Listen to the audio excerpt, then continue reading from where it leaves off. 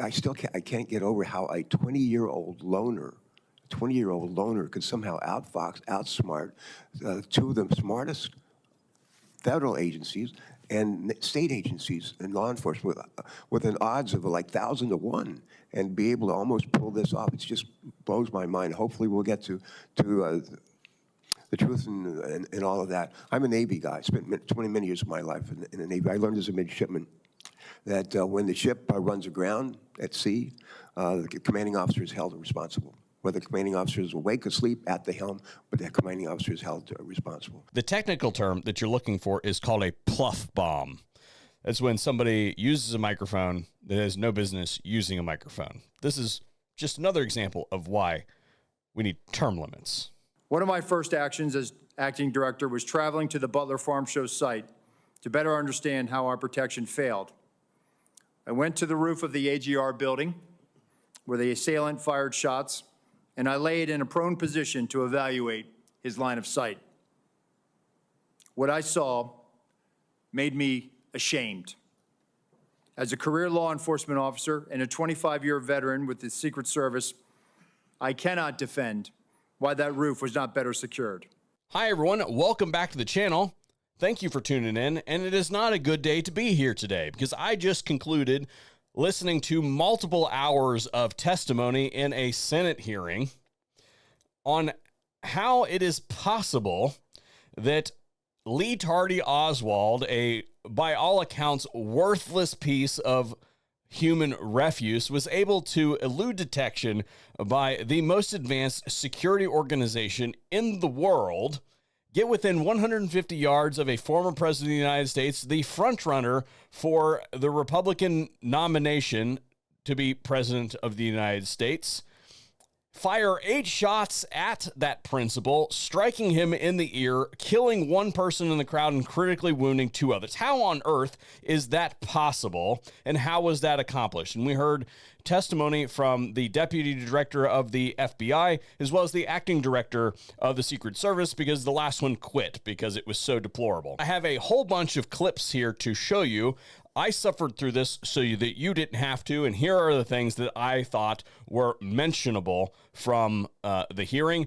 We're going to get to that after a real quick word from today's sponsor, and then I'll bring them to you basically unabridged. Today's video is brought to you by Medical Gear Outfitters. They are my go-to stop for anything medical related. It doesn't matter whether you need bumps and bruises kit or whether you need real equipment like chest seals or a cat tourniquet or something like that. They have got a bunch of medical kits over there. Again, they are my go-to shop, and they are great people. I've known Dietrich and the crew over there for going on like 10 years now. So they are definitely a place that you should check out if you're looking to augment your medical equipment needs. And they have a discount code for all of you who are VSO subscribers. You can find that information over on the affiliates page. And special thanks to Medical Gear Outfitters for making today's video possible. These were discussions that were had between the Pittsburgh field office, the local counterparts, and everyone supporting that visit that day. And that's why when I laid in that position, I could not, and I will not, and I cannot understand why there was not better coverage, or at least somebody looking at that roof line when that's where they were posted. But once again, it's the overall person in charge. It's a terrible breakdown. It's a terrible management decision not to have stopped it. There was a chance to stop the proceeding, and the question is not whether there's enough information to take down an individual. It's a much lower standard to say, hey, we're going to wait until we get this individual. The roof and the 90 minutes of it, both I think are failure of your protocol. And I think when that's determined, the person who made these decisions can't be in a position of authority again. Senator Johnson, recognized for your questions. Thank you, Mr. Chairman. Acting Director Rowe, in our secure briefing last week, I made the point that if you don't want conspiracy theories to spread, you need to provide information. You know, I appreciate these photos today. These things could have been released literally within days, and a whole lot more information as well. So Congress needs to provide oversight. We don't have certain investigatory tools like you have, but what we can do is do interviews. So Acting Director Rowe, did you receive our letter from July 25th requesting interviews with 13 individuals of the Secret Service? We are in receipt of that letter, Senator. And I don't, Deputy Director Abate, have you seen that letter as well? Do you know who we're requesting interviews with? Senator, I have not seen Okay. the letter. Do you know whether those individuals submitted to interviews with the FBI, Acting Director Rowe? We're in the process. Those employees are being interviewed if they have not already been interviewed, sir. Are those interviews being transcribed? The FBI interviews, sir? Yes. Well, we have 302s on those. Yes, Senator, we Okay, will. when will Congress get those 302s? When will we get those transcriptions of those interviews? Senator, I'll take that back and we'll get those to you as soon as possible. So Acting Director Rowe, when will those individuals be made available for Congress, for this committee to interview them? Senator, we'll make them available. How soon? Because memories are short, they can be influenced by events. We need these transcribed interviews as soon as possible. Does the Secret Service use encrypted communications at events? On our radio nets, we do, sir. Are those memorialized? Are those saved? The radio traffic from Butler, we did not have recordings. Do you normally? Not on the road outside of D.C. or outside of a presidential or vice presidential stop.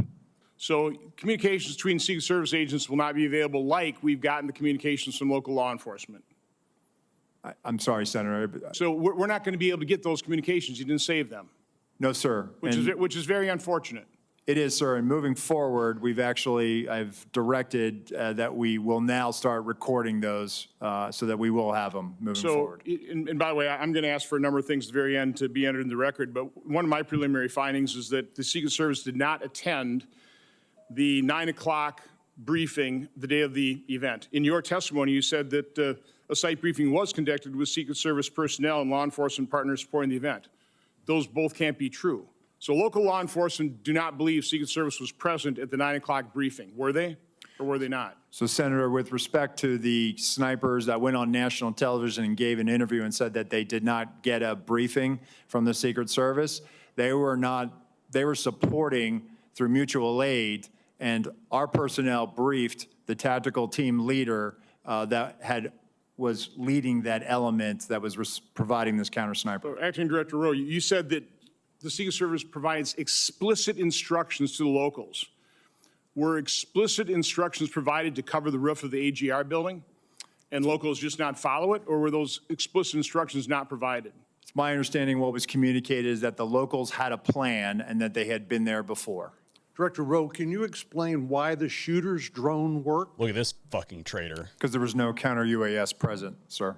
Well, you had a drone system, but you had bandwidth problems.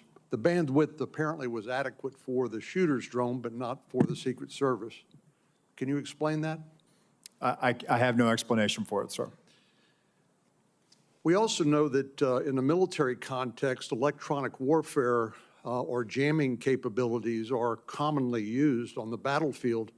Does the Secret Service have jamming capabilities or drones? We have drones, sir, and when it comes to, I have to be very careful about how I answer this one in an open forum. What I can tell you is that we have technical security measures, sir, to address, I think, what you're asking me. Well, the question is, can you take down a suspicious drone? Because this can be used not only for surveillance by the shooter, which obviously it was here, but also drones can be weaponized and be used as a threat to the president or in this case the President Trump. Do you have the capacity to stop a weaponized drone? What I will tell you, sir, is that we have technical security measures that we utilize at permanently protected sites. We also have the ability in a limited fashion at temporary sites. What I can tell you is that on this day, the counter UAS system had technical difficulties and did not go operational until after 5 o'clock. Do you guys realize the value of going in front of the press and answering all their questions? I mean, you realize that if you don't do it that way, everything gets filtered. You get to put out all the information, and you should be providing. I mean, you should be every day say, this is what we know now. This is like Senator Johnson put together a timeline. You should have put together a timeline. You should immediately put out, this is what we know right now, and this is what we don't know. Like you've said, you don't know how the gun got up there. right? You've said it. But why have, that should have been out all along. Say, we're looking at it, it doesn't make any sense, we've done this, we've done this, we've done this. If you do, I mean, I just don't get it, why what you're doing. You're ruining, I've said this about the FBI. I mean, the people that work at the FBI, people who work at Secret Service, they're great people. You're a black hole. You lose the support of the American public because people don't believe you're being direct with them. So I completely disagree with your approach. So there, in fact, is not the capability when an intergovernmental, interagency team is deployed to secure a site like this and to mount, if necessary, a quick reaction. There is not currently the capability for example, state law enforcement, SWAT personnel, or local law enforcement officers to communicate directly with Secret Service officers on site? So technically you could do it, but it would take a long time to get it done. And for a 1 day or an 8-hour operation, it requires a lot. And it would be months of planning, of knowing that we are going to go to this particular jurisdiction and that we're going to need your frequencies, the keys, and we're going to need to load you into our radios, and you're going to be needed to load it into ours, and vice versa. Right, well, this presents potentially, I think, an opportunity for the Homeland Security Committee. I mean, not just in an executive protection context, but any complex incident response, any counterterrorism, any natural disaster context, the inability swiftly to link personnel from disparate jurisdictions at the local, state, and federal level is a vulnerability for the nation, is it not? I would think, and based on my experience, being able to talk to other agencies in real time certainly would assist in that response. Clearly there on the AGR second floor roof. My question is, why is there not a Secret Service counter sniper on that roof? So Senator, when we post up, our methodology is to look at things that can see in on our protectees so that they can provide that coverage. But why is there not a Secret Service counter sniper there with clear line of sight? That roof has a clear line of sight to the former president. Why didn't you put a Secret Service counter sniper there? The Secret Service's counter sniper role is to neutralize those threats that are looking in on us from where the protectee is, not necessarily You think maybe you might want to revise that protocol in light of what happened here? They were protecting the principal, and I think the principal got shot. I understand that, sir. So do you think you might want to revise the protocol? Let me ask you this. Who was the lead site agent who made the decision to leave the AGR building completely outside of the security perimeter? Who was that? Senator, I cannot give you that name. This person is operational. They're still doing investigations. They're still doing protective visits. Have they been relieved of duty? Senator, they have not been relieved of duty. I know their name, by the way. Why have they not been relieved of duty? They are still cooperating, not only being interviewed by the FBI, but also by our Office of Professional Responsibility. And we will let the facts of the mission assurance and any further investigations play out. Isn't the fact that a former president was shot, that a good American is dead, that other Americans were critically wounded, isn't that enough mission failure for you to say that the person who decided that that building should not be in the security perimeter probably ought to be stepped down? Senator, I think you're using the word decided, and I think we need to allow the investigation play out to include. So who did make the decision then? If it wasn't the lead site agent, who made the decision not to put that in the security perimeter? Senator, you're zeroing in on one particular agent. I want to find out exactly what was the entire decision process. So I think I want to be neutral and make sure that we get to the bottom of it and interview everybody in order to determine if there was more than one person who perhaps exercised bad judgment. Well, sure. My question is, why don't you relieve everybody of duty who made bad judgment? So yeah, you're right, I am zeroing in on somebody. I'm trying to find somebody who's accountable here. And you're telling me that the person who made the decision not to include this in the perimeter has not been relieved of duty. What about the person who's in charge of the interoperability of radio frequencies between local law enforcement and Secret Service? Has that person been relieved of duty? No, Senator, because interoperability is a challenge, is a greater challenge than just one person. On that day, we had a counterpart system. It failed As the person spectacularly. who made the decision to send Donald Trump onto stage knowing that you had a security situation, has that person been relieved of duty? No, sir, they haven't. Has the because- person who decided not to pull the former president off of stage when you knew that, in your words, the locals were working a serious security situation, has that person been relieved of duty? No, sir. Again, I refer you back to my original answer that we are investigating this through a mission assurance.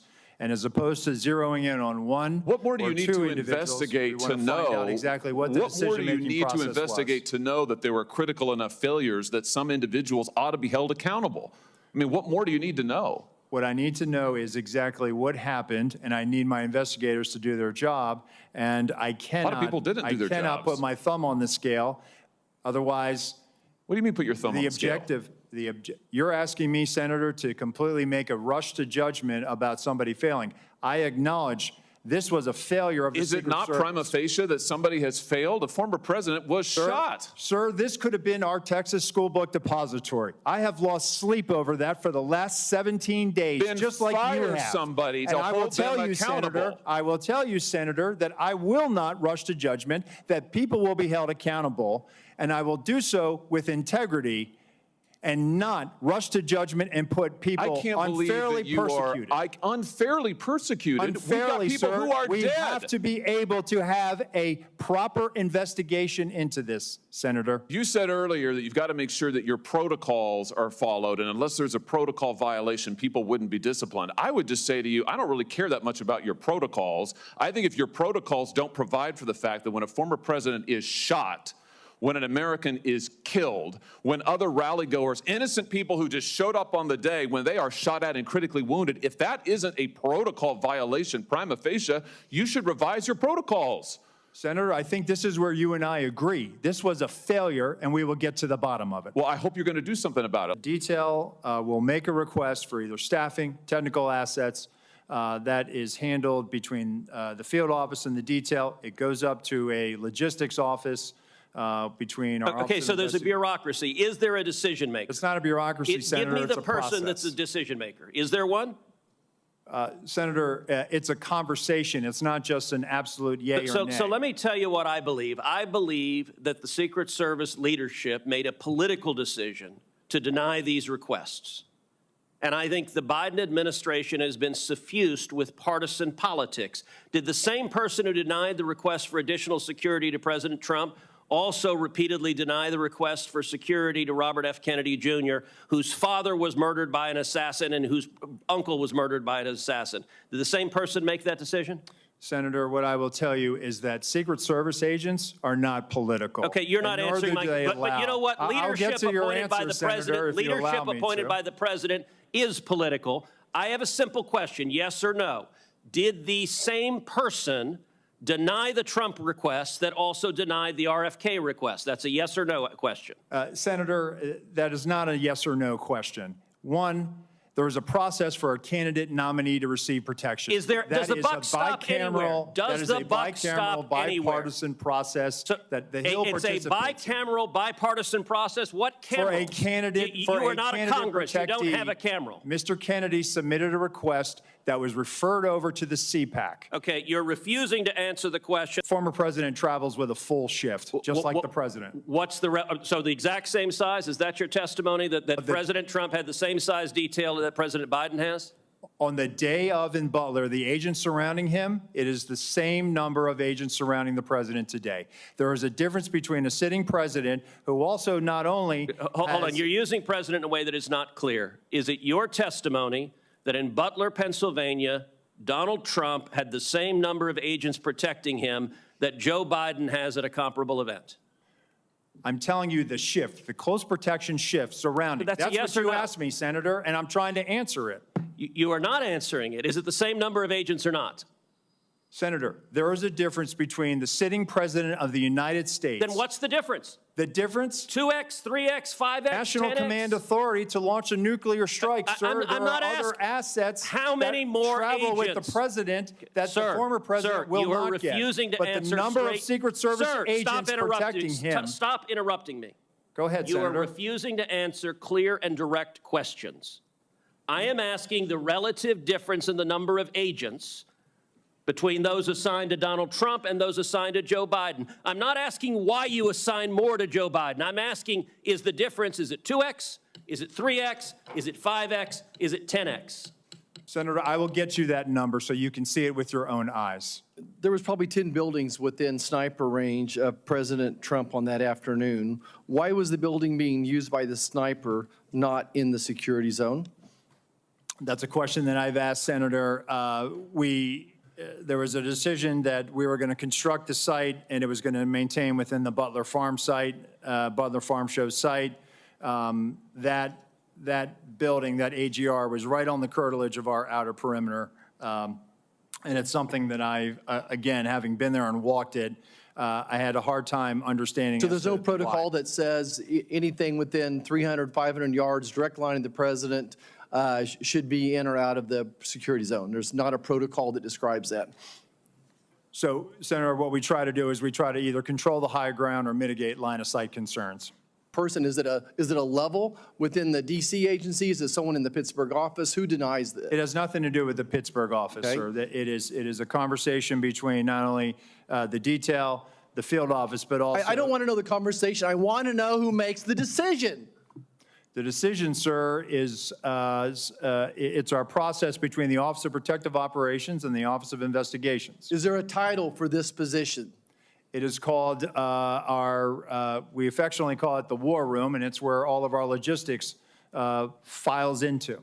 So it's a room that makes the decision. It is a staffing and assignments officer. And then we understand that the Gab account is pro-immigration, pro-lockdown, leftist views. Is that accurate?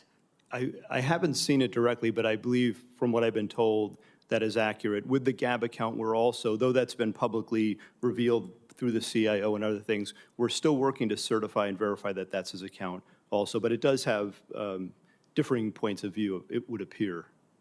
Okay. And what age and how fresh is that Gab account? The Gab account, based on my recollection, the comments in there or the messaging is from about 2021, I believe. Okay. And the other preceded that? Maybe he was age 14? Yes, Senator. The other account that we talked about was in the 2019-2020 timeframe, so it would have been in the couple years right before the Gab Right messaging. before that. Yes. Are there other accounts that you all are currently verifying and receiving information from? We are. We've, as I mentioned, we've issued a bunch of legal process, and we're still awaiting returns from a number of the companies, to include other social media companies as well. The guy had some apps that were encrypted. I think we've experienced a range of returns on this. Some of the applications that he was using online were encrypted in nature. Some of the email accounts. Have we that he broken was, into them? We've received returns. There are some that we have not been able to get information back because of their encrypted nature. Is there any way to solve that problem? Sir, Senator, we've talked about this before. We need a solution that provides lawful access to law enforcement. So you're telling me the guy that took 8 shots at the president, former president, has apps that we can't get into that may, if you could get into, reveal some relevant information? That is correct, Senator. Acting Director Rowe, some of what you have said today conflicts with information and accounts that we have received from local law enforcement that we've had the opportunity to talk with. They have been voluntarily and I will say expeditiously cooperating with our bipartisan investigation, which we certainly appreciate. But we now need to speak with Secret Service agents directly, who are directly involved. And I would say that you need to make them available as soon as possible. Those interviews can't start weeks from now or months from now. Time is of the essence when memories are fresh and you can get the information that is most important to us. So my question for you as we wrap up this hearing, Acting Director Rowe, will you commit to having those agents available for this committee to interview as soon as possible in a matter of days, not weeks, matter of days? Yes, sir. In closing today, I know that we're running long, so in closing today, what I wanted to say is last week I predicted that this is going to be used to attack the encrypted messaging apps. And you could see it right there in front of you. And I would also point out that there were some absolutely shameful displays of partisan activity. In fact, one of the senators even said, let's not be partisan and do all this sort of stuff, and then immediately went the gun control route. We knew that that was going to happen. It's absolutely disgusting, and those people should be censured for this. Not censored, censured for that kind of activity. It's absolutely unacceptable that they behave in that way. Firearms in our country? Senator, we're focused on collecting the facts here, and I'm not going to comment on something like that. Now, I know that a lot of you are black-pilled on these kind of hearings because not a whole lot gets done. However, what I will say here is this Roe guy has just been elevated to this position. So I might actually buy that he might actually find some answers and bring them forward, because if he does a good job, he might actually get to keep his job. So as with everything else in government, follow the greed. And I think we might actually get something on that if he wants to keep that position. If he does a good job, then he might end up staying there. That said, I want to know what you guys think in the comment section down below. I'm out of here.